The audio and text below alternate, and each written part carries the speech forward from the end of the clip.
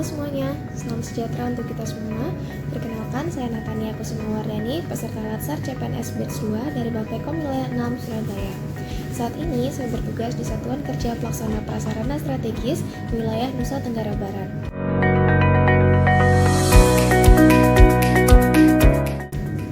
Satuan Kerja Pelaksana Prasarana Strategis memiliki tujuan besar untuk mendukung pelaksanaan program-program pemerintah yang strategis, yang tidak hanya penting bagi organisasi, tetapi juga memberikan dampak langsung bagi masyarakat luas. Sebagai bagian dari instansi pemerintah, kami berkomitmen untuk menghadirkan pelayanan publik yang transparan, akuntabel, efektif, serta memberikan manfaat nyata. Dalam struktur organisasi, saya bertugas di unit pengadaan barang dan jasa.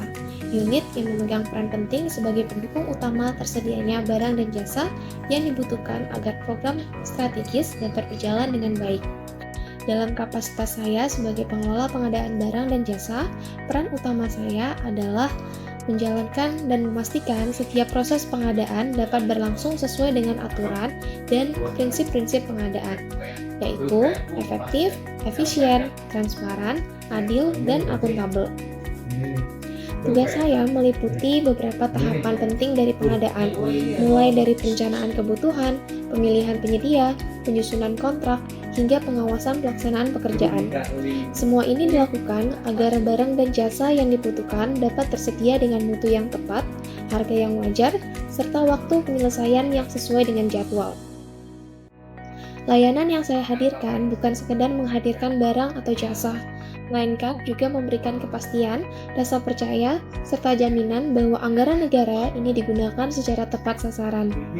Setiap proses pengadaan, saya jalankan dengan mengedepankan kepatuhan terhadap regulasi, transparansi informasi, serta akuntabilitas, sehingga masyarakat dapat melihat dan merasakan bahwa uang negara benar-benar kembali untuk kepentingan mereka.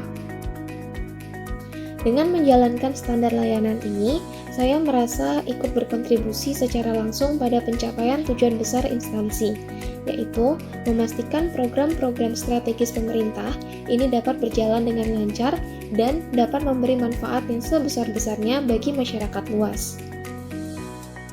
Dalam menjalankan peran tersebut, saya selalu berusaha untuk menerapkan ciri-ciri dari Smart ASN. Pertama, saya berusaha untuk menjaga integritas dengan bekerja sesuai dengan aturan dan menghindari konflik kepentingan. Kedua, saya berusaha untuk tetap profesional, memastikan setiap tahapan pengadaan ini bisa untuk dipertanggungjawabkan. Ketiga, saya berusaha untuk bersikap adaptif, mengikuti perkembangan regulasi terbaru, serta memanfaatkan teknologi dan dalam sistem pengadaan elektronik. Namun saya menyadari masih ada banyak ruang yang perlu untuk ditingkatkan.